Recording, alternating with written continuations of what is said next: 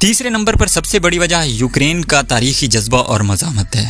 تاریخ میں یوکرین نے کئی بار بڑی طاقتوں کے خلاف مزاحمت کی ہے۔ اس بار بھی یوکرین کی فوج اور عوام نے حیران کن ہمت دکھائی ہے۔ اگرچہ رشیا نے ابتدائی دنوں میں کئی شہر گھیر لیے تھے، لیکن یوکرین نے کئی علاقوں میں رشیا کو پسپا کر دیا۔ یوکرین نے ڈرون وار فیئر میں بھی بڑی کامیابیاں حاصل کی۔ خاص طور پر ترک ساختہ TB2 ڈرونز نے روس کی گاڑیوں اور ٹینکوں کی لائنیں تباہ کر دیں۔ چوتھا سبب پروپیگنڈا اور سائبر حملے اور انفارمیشن وار ہے۔ روس اور یوکرین دونوں نے پروپیگنڈا کے محاذ پر بھی خطرناک لڑائی چھیڑ رکھی ہے۔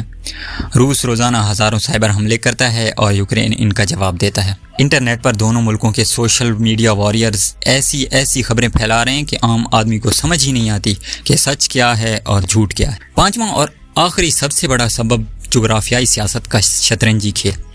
یہ جنگ صرف یوکرین کی نہیں بلکہ امریکہ اور یورپ کی روس کو قابو رکھنے میں کوشش بھی ہے۔